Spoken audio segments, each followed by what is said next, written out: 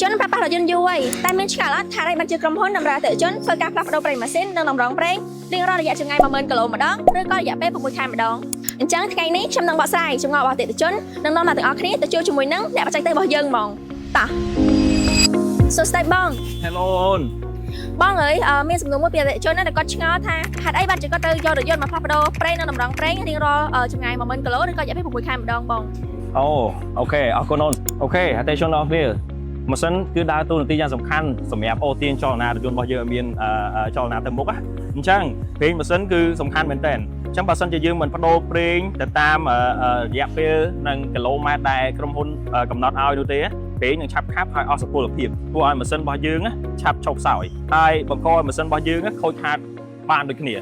ការផ្លាស់ប្ដូរព្រីម៉ាស៊ីនជារៀងរាល់6ខែឬក៏10000ដុល្លារម្ដងមានសារៈប្រយោជន៍ជាច្រើនដូចជាទី1ជួយកាត់បន្ថយសំណឹកក្នុងម៉ាស៊ីនការពារផ្នែកសំខាន់របស់ម៉ាស៊ីនយើងបានច្រើនហើយទី2ធ្វើឲ្យម៉ាស៊ីនដំណើរការបានល្អជួយសន្សំចៃប្រេងឥន្ធនៈនិងជួយកាត់បន្ថយកម្ដៅផងដែរហើយចំណុចទី3នោះគឺរក្សាម៉ាស៊ីនរបស់យើងឲ្យនៅដំណើរការបានប្រើប្រាស់បានយូរអង្វែងហើយមួយទៀតនោះគឺជួយកាត់បន្ថយអីគេគឺកាត់បន្ថយការចំណាយរាល់លើការជួសជុលផ្សេងៗដែលយើងអាចបានគ្រោងទុកដែលខូចខាតដោយសារតែម៉ាស៊ីនហើយចំណុចចម្បងនេះគឺការដូរព្រីងហ្នឹងហើយ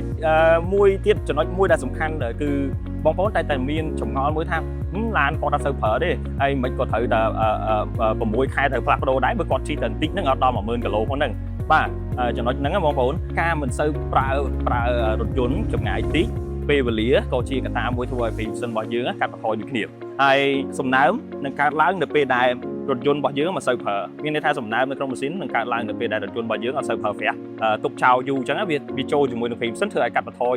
ភាពរំអិលរបស់វាហើយការប្រើប្រាស់ក្នុងរយៈចម្ងាយខ្លីៗមានន័យថាអតិថិជនអរគ្នាជួលយន្តទៅគឺប្រើខ្លីៗទេប្រើបានក្នុងមួយថ្ងៃ4-5គីឡូឬក៏10គីឡូអញ្ចឹងទៅអញ្ចឹង6ខែវាអត់ដល់10000គីឡូទេអញ្ចឹងក្នុងលក្ខខណ្ឌហ្នឹងដូចគ្នាម៉ាស៊ីនគឺអត់